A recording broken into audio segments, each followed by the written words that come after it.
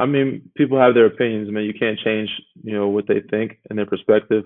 But for me, it was the hardest thing that I ever had to do. And I think when I tell them that, it kind of puts in perspective. You're just stuck in one place for 100 days, and it's draining on you mentally, emotionally, and physically.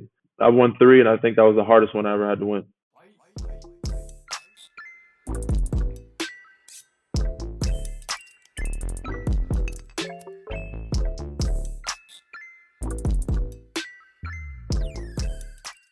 I am here with three-time NBA champion Danny Green. Welcome. How are you? I'm great. I'm great. Thanks for having me. How are you? I'm doing good myself. A little bit of difficulty here, but I appreciate you bearing with me. NBA playoffs, super exciting. Lots of crazy games going on. What has been the most shocking to you?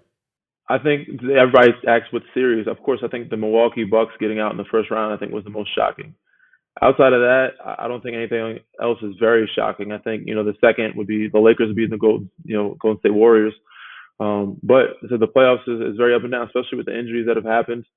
And right now, Game 7 is going on right now as we're recording. So we'll see what happens with that series. And I think that could be another shocker or upset. There's been a lot of news in the past 24 hours. Yes. I didn't even want to talk about this again, but if you wanted to just give, I do have to. I kind of don't have a choice. It's not fair. With John Morant, got to ask your opinion. I know that you played with him, and I know that you have been a very important role, not just what you do on the court, but off the court. As a veteran player, you've been in the league for so long now. What can you say about this situation and maybe some of the things that you've talked to him about in the past? Unfortunately, I was traded before I got a chance to get real close to those guys. I mean, a lot of them respected me. They knew me from, competing against each other, and we had a mutual respect, but also they had a respect for me to where they would listen to me and we'd have some good conversations. So I got a chance to get to know them pretty well, but I got a chance to get to the nitty gritty and talk to them about deeper personal issues on that type of level.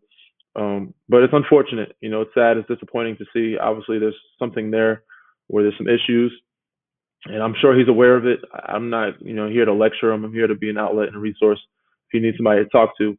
And I talked to the league earlier to see what the rules were in terms of the laws and what the league rules were if he's not breaking any rules or any laws in his state. He's the last time he was in a club in Colorado.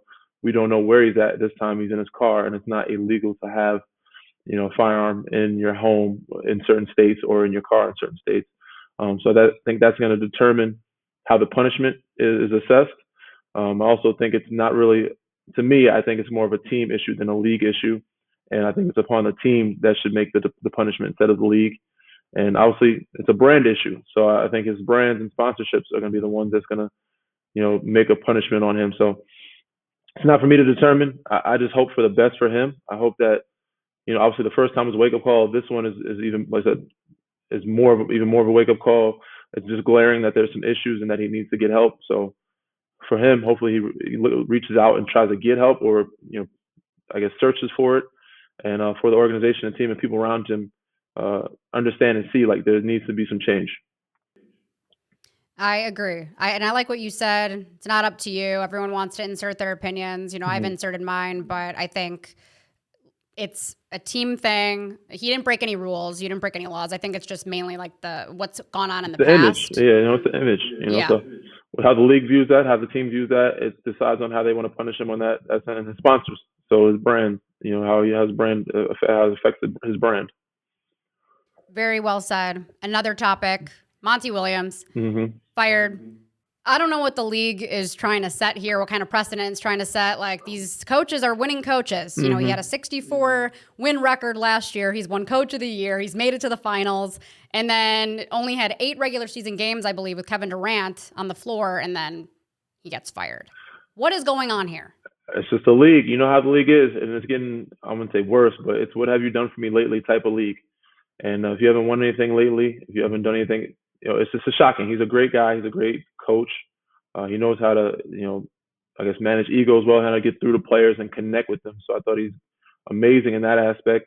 And I feel he changed the culture there. And I'm sure the next team is going to be lucky to have him wherever he lands. I'm sure he'll land somewhere else because people are dying to have a coach like that. I never got a chance to play for him, but I would love to if I ever got the opportunity to. But yeah, nobody's safe. As you see, not just him, but other coaches getting fired. Coach Bud, his brother had passed. My condolences to him. Had a rough struggle, had injuries, which, played a big part in why they lost in the first round. But he got fired.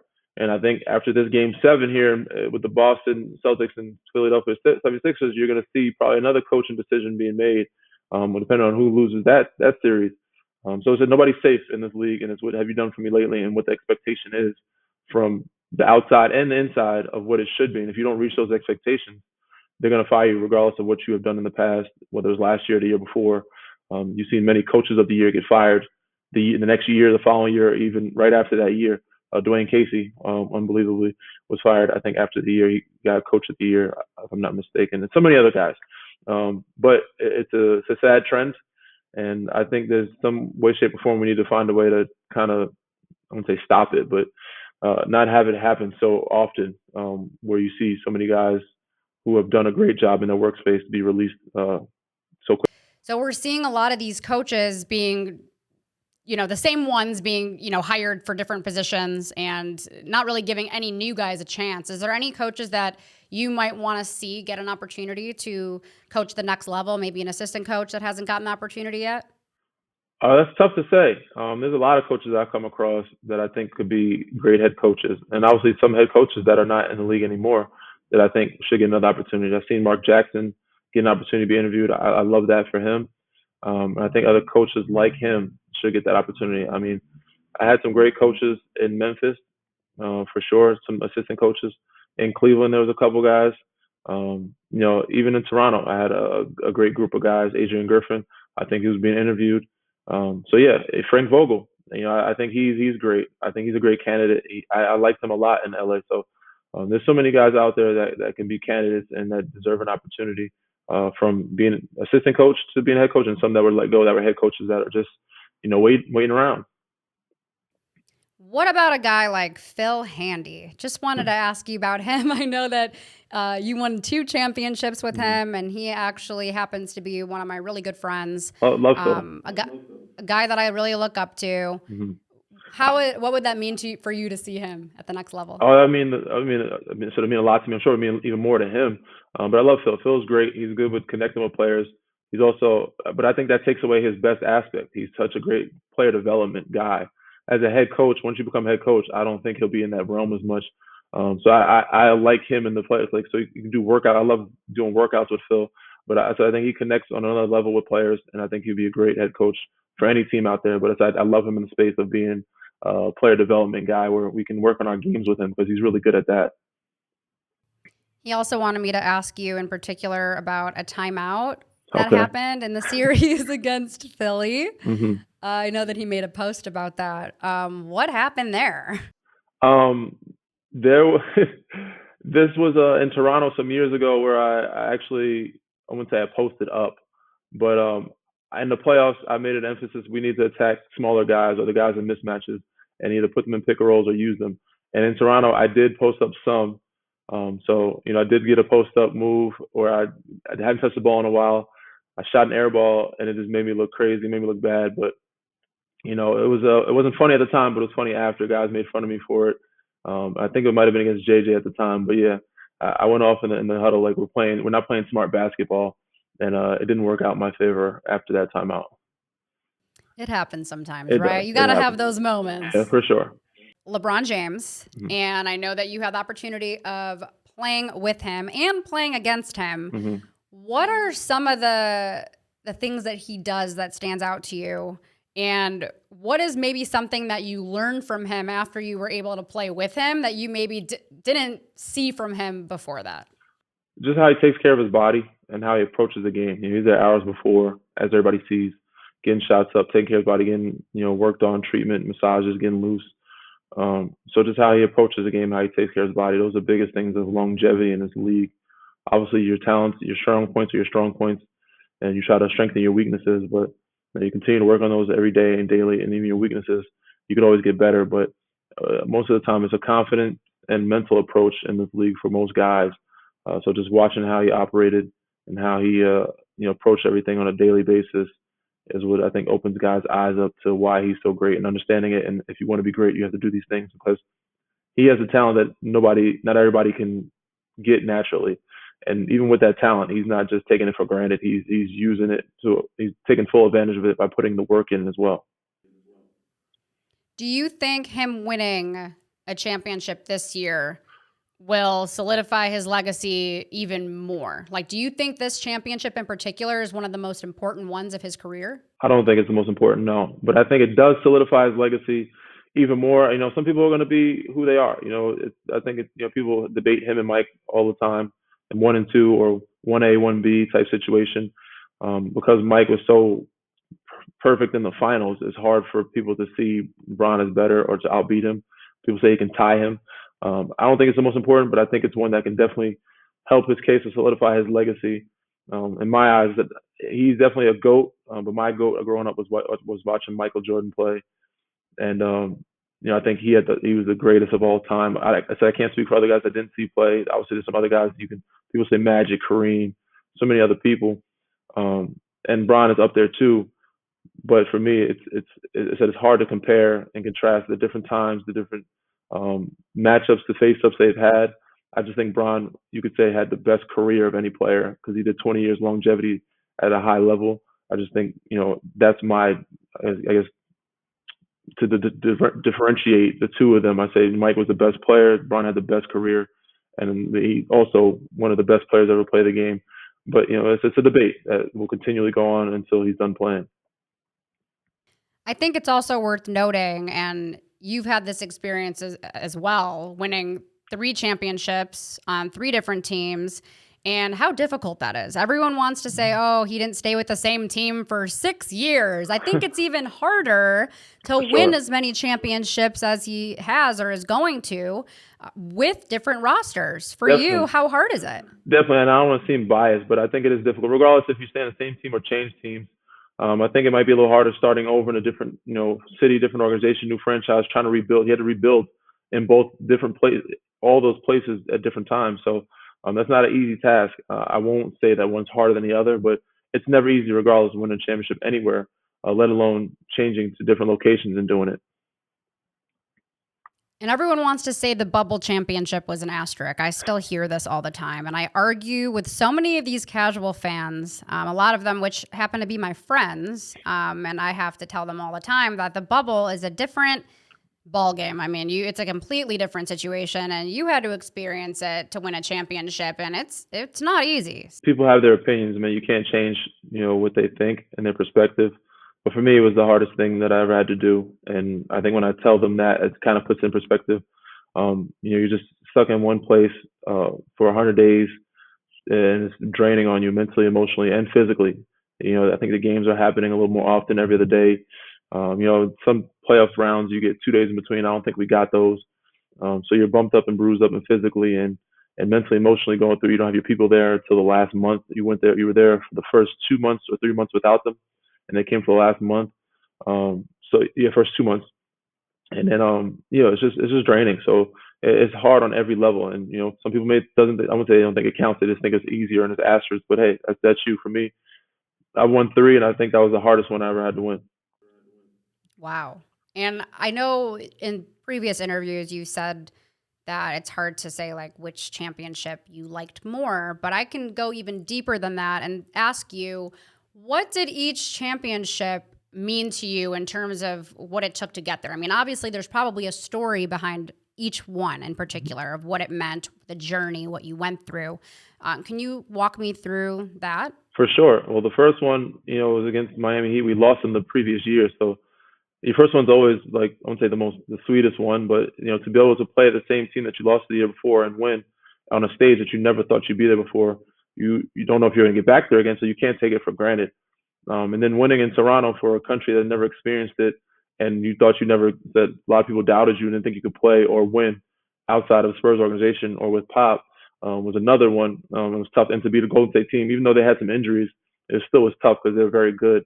And then to the bubble, going to a new city, a new team where COVID strikes and the whole city, the whole world shuts down, and you have to go to Orlando and stay in a bubble and try to be no crowd. It's a little different with no real fans there, your family there, and trying to win basketball games while there's so many other things going on. Black Lives Matter movement is happening. George Floyd situation happened. So, guys are sitting out games or protesting. There's so many different things that's happening in the world at that time. Trying to win and play basketball during that time was not easy. So each one of those roads, each one of those stories, each one of those journeys was very different, but special in their own way. Because San Antonio being my first one and being the team that we had lost to, Toronto winning outside the Spurs organization and proving to the critics and people around me that I can play in a system or win with the system, me and Kawhi, and doing it for a country that's never experienced before. It's their first one ever, and then winning in a bubble, which is one of the hardest things to do. Like I said before, it's made it very special, and it's something, stories that you can tell your kids and grandkids, someday. But they all have, and it's hard to pick to say, oh, this is my favorite team. It's like trying to say, oh, this is my favorite son or your favorite daughter. It's hard to pick between kids who's your favorite. You love them all just in different ways because of how the journey they came about, or who they are, who they were. No, I love it. And, you didn't have the easiest journey going into the NBA. And I think a lot of people don't realize that. I was actually doing a lot of digging, and I found an old, interview. I think it was on the Breakfast Club, maybe like 10 years ago. Yeah. They were asking some wild ass questions. Yeah, they put you through the ringer there. But yes, I was a second round draft pick, and that was actually during a time when I was starting to become more rotational player in the league and successful. But my first couple of years was not like that. I was second round, didn't play my first year. Second year, had to make a team, barely played, was in and out the league, got cut, played overseas during the lockout, and had to figure out a way to make a rotation. So it was not the easiest route, no. Are there any guys that you talk to or maybe take under your wing who may not be getting the minutes they want or may not be getting the opportunities that they feel that they deserve, and you just are kind of in their ear just telling them to stay ready? All those guys, every team that I'm on, those are the guys I talk to the most. Obviously, I tell the starters what I see, what they can change, what they can do, the guys that's on the floor. But the guys that I'm trying to build or give confidence to and keep and stay ready are the guys that's on the bench, because I was there. I was once there. I was them. It just wasn't too long ago. I was in your position. And, some injuries happened. That's how I got my opportunity. Manu got hurt and somebody else got hurt. And the next I get an opportunity to play. So throughout an NBA season, it's a long season. You understand everybody's going to get an opportunity at some point to prove themselves. You just have to be ready and take advantage of it when it happens. So that's just my biggest advice to them. And I always try to keep them confident and working out and working on their game. And so when the time comes, they're ready. So as much as we talk about you being a mentor and you being in this league a long time, was there anyone that you can give credit to when you were up and coming who was maybe a positive voice that you had in your ear? I was a bunch of guys. I can't say just one person. Obviously, my rookie year, I played with Bron, Shaq, Mo Williams, Boobie Gibson, Delonte West, Anthony Parker, who was a great one. He was a professional that I could watch and learn from. Being in San Antonio, Tim, Tony, and Manu, and Pop, and the whole coaching staff. I had RJ with me. Richard Jefferson was there. Steven Jackson. There's so many other guys throughout the league that, through my younger years, have taught me so much that I learned from. So I can't say it was just one person, but a lot of those guys dictated and helped me along the way, becoming who I am now, and helped me be the vet that I need to be for the younger guys behind me.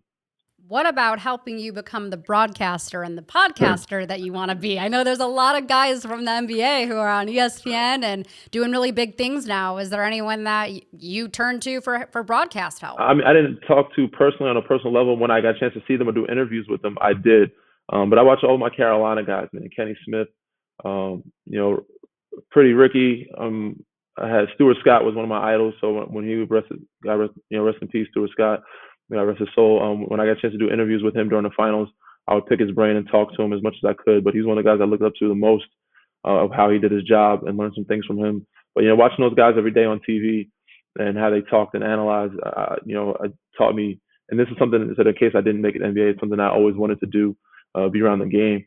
So just watching how they operate and interact was enough. I didn't really get a chance to talk to them. I talked to Kenny here and there, Charles now, and some of the guys I have on podcasts. But when I was younger, I just watched them and try to emulate them and see. And now, if going to the certain schools, you learn some things. But all my Carolina guys that are in the business are the ones that kind of watch. Vince is in it now, and so many other guys that I look up to and watch. I love it. And I need to ask about Kawhi. Is he really a fun guy? I would say so. He's more laid back than people think. I think because it catches you by surprise. You don't expect it from him. So when you get it from him, it makes it that much more funny. It makes it that much more like, okay, he's actually a normal guy because people don't know him. When you do get a chance to know him, he's a regular guy. He's just kind of to himself, but he has jokes. He laughs. He does all different random things just like we do. And when he does it, you said just because of his stature and who he is and how big his hands are and how he moves, it may look a little bit funny or just a little odd, but um, yeah, he enjoys himself and he enjoys his time, and I think his teammates enjoy him as well. Speaking of a little odd, Nikola Jokic, I don't want to talk too much, bad about his game because he's incredible, but he doesn't play super sexy basketball, and it's kind of just like, he's just out there, and he tends to make shots, and you're just like, what the hell? Like, how did that even go into the basket? You've played against him, and I can't even imagine what that preparation is like. Talk to me about his game. What do you think the Lakers need to do to stop him? It's very hard to prepare for him because he's so unorthodox. I hear people talk about it all the time. AD, when AD's healthy, though, one of the best defensive bigs in the league, in the history of the league, and can help the Lakers. So hopefully AD can, stay healthy and be him. He'll help that. But Jokic is so good that, and his IQ is so high, he's going to get you in foul trouble. He's a big body. He can use his weight, and he also be slithery and slip off of you and spin off of you and get to the basket. That he's just a tough matchup to prepare for. So it don't matter who's guarding him or regardless of who's out there, he's gonna be him and play well. But I do think AD can match that energy and kind of limit that some, if not quite a bit. But he has so many pieces around him because he passes the ball so well. It opens up the floor for him too. So it's a tough matchup. The best way to stop him is to I guess stop other guys around him or not, have those outlets. So if he's not passing as much and not able to find guys, I think it limits his game where, you can just hone in on just making him score and beating you over scoring.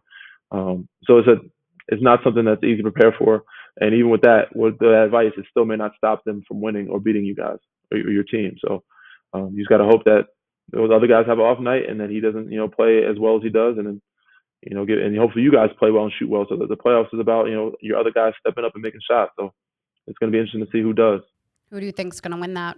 I mean, I think Denver is the better team or just more experienced team. I do like both teams. I think it's a tough match. I just think others have more experience within the league and in the playoffs. Lakers are playing a hell of a season, a hell of a playoffs, but I think they don't have as much depth with experience-wise with their younger guys. I give the edge to Denver, I think in 6 games or so. I wanted to also ask, even though he's not in the playoffs anymore, Jalen Brunson. I know a lot of people were shocked about him. I feel like if you actually watch his game, you know that Jalen Brunson is a nightmare when you're playing against him, and he's like one of those. He's a great leader. What was your takeaway from watching him do what he was able to do with the Knicks in his first season? I wasn't shocked at all. I think it shocked a lot of people, surprised people that he could do it for a consistent full season on his own. But people saw what he could do when he was in Dallas with Luka. So he's a very good player. But I wasn't shocked. But I think the way he's playing at a high level in the playoffs, I think impressed a lot of people. Said with not that he was alone, but doing it, making his own team. I think people were, because when he signed that big deal, people were like, he's not worth. I don't know if he's worth that. I think he very much proved that he's worth that, if not more, of what they signed him to, and can carry, a franchise or help your franchise get to the playoffs and maybe possibly second, third round. So I wasn't surprised by it. I know he's a great player. He's very crafty. He's quick. He's smart, high IQ, and he makes tough shots. With that combination, you're bound to have a very steady point guard that can lead you to a lot of great places. So now the Knicks have the offseason where they need to find them some help. Julius and RJ are help. They're good. They just had a rough playoff series. I think they will be better. But I said, I don't know. They have some other pieces on that bench there that they could have used, or they might just move and trade and get pieces. There's a lot of money on the bench still. So it's going to be interesting offseason for the New York Knicks. KD and Klay, they obviously struggled a little bit in this playoff series, and I think we were all a little bit surprised because that's not like them, right? Like those are 3-point shooters. We can always count on them when the game's on the line. We can always count on them to close out. Yeah, those are scorers. It just happens, sometimes you're going to have a bad playoff series. It just, the timing of it was the worst thing for us. And I feel for Klay because I know he was waiting for that series. He said for 12 years, playing against the Lakers. His dad played for that team. So I know he had a good outing there. And he had a couple good games, but the last 3 games were a struggle for him. And that's tough. Sometimes you just have it's the life of a shooter. You can have ups and downs. KD, he's a scorer, more mid-range guy. I know injuries have played a toll on him, and I think just the minutes. He had to play so many minutes that, he's running out of gas. People were waiting for this breakout game for KD, and I'm like, I don't know what's going to happen. He had to play 45 plus minutes in the first series and then 45 plus minutes in the second series. So, for him to be fresh and score that 40, 50 ball that you think is going to happen, I thought it was very unlikely. Denver was a better team. They had good scouting reports. They had good pieces. They had good bodies to be able to guard him. And, Aaron Gordon's a very good defender. Bruce Brown, all those guys, KCP, those guys can defend, and they all swarmed him. They make it easy for him and Book. Said when you have KD, though, it opens up more for Book. That's why Book was able to be more efficient and score. But he just had an unbelievable playoff series overall throughout the whole playoffs. But yeah, it struggled for those guys, and I feel for them. But that just happens sometimes. You're going to have bad and rough playoff games. You just hope other guys can step up to keep you afloat, and that it doesn't happen. You hope it doesn't happen in the playoffs at all, but you hope it happens in only 1 or 2 games where it doesn't hurt your series or your season or your team, so where you can at least win those games still and survive. So the whole thing is about surviving and advancing. But when those guys have bad games and you lose, it just makes it more magnified. What do you do when you're going through a shooting slump? I mean, you're a 3-point shooter. Yeah. I've seen you go off in several games, like key games, important games. Like, what that's like, just the ups and downs. What do you do to get through that? There's not much you can do. You just continue to get in the gym and shoot it out, and hopefully you get back in the rhythm. The biggest thing is confidence. Some people, meditate. Some people watch highlight clips of themselves, or watch film and footage. You just go out and each game is its own little series within itself, and a lot determines on that first shot. Once you see that first shot go in, or you see one go in, it can dictate or determine your whole game or series. So there's not much you can do, but just stay confident and focus on the next one going in, and just keeping your spirits high and your positivity levels on a good wavelength. I know you don't necessarily like to decide like which players you enjoyed playing with the most, or it's hard to say. But if you were a coach and you were putting together your top 5, starting 5 all time of players that you played with, I need to know what that starting 5 would be. That's tough because I played with some greats, man. I'm gonna have to go with Shaq at the 5. Go with Timmy at the 4. I'm gonna go with Kawhi at the 3.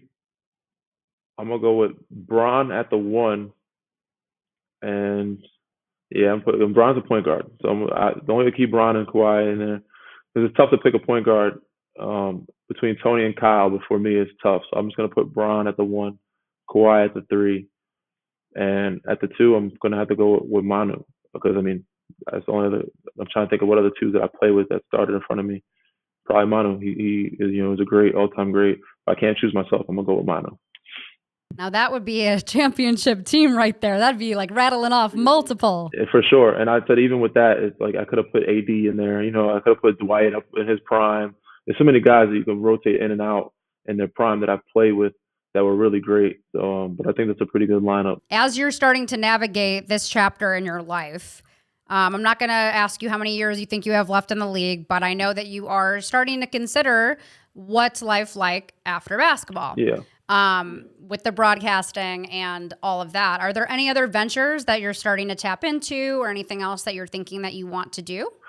Broadcasting is it for right now. Obviously, guys have their different investments in real estate and that type of thing.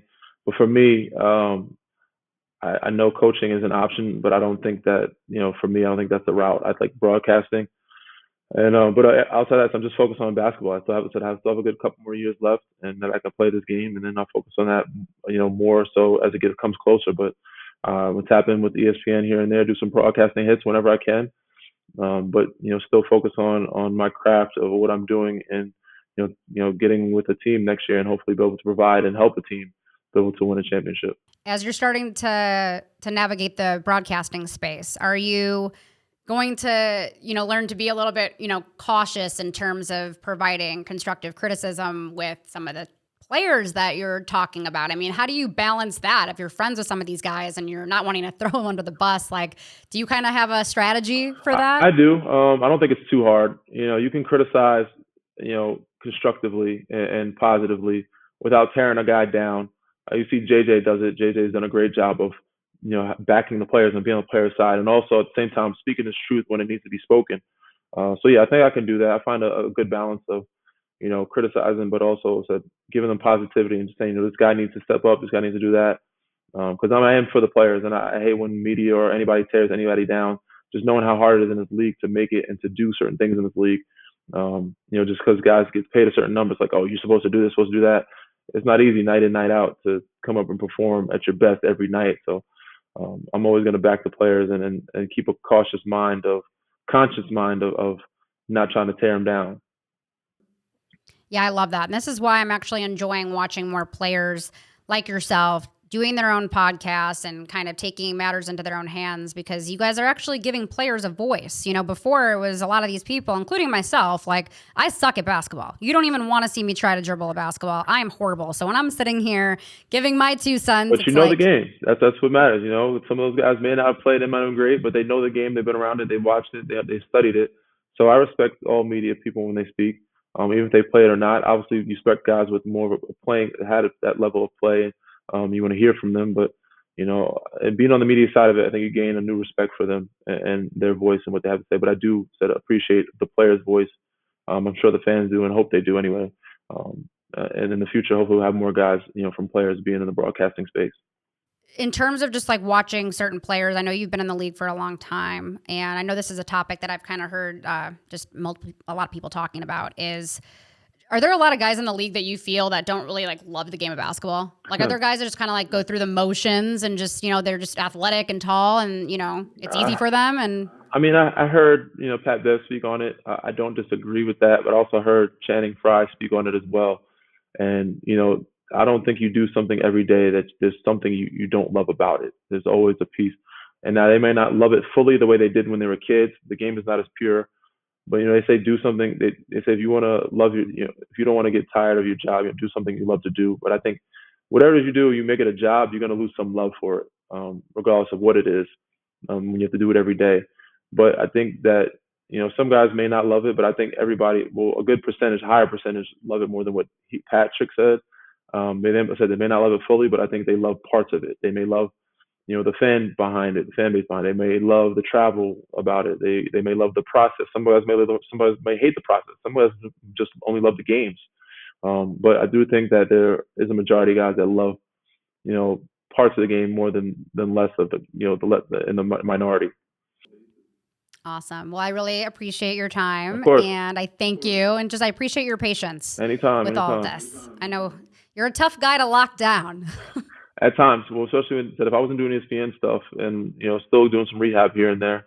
The schedules, summer is just getting settled in, but yeah, and you have studios. When I do my podcast, there's no studio; I just do it in the house at any time. So we do it late night, we do it early morning, so it's a little easier. I love it. And you're feeling better? Everything's good? Oh, I'm good. Yeah, everything's great. It's just the second year. They say you start to make that turn about a year and a half. So I want to continue to stay on keeping the knee strong and making sure it's good. And that it's even better and back to normal or stronger than what it was before for next season. All right. Well, thank you again. I appreciate your time. Thank you.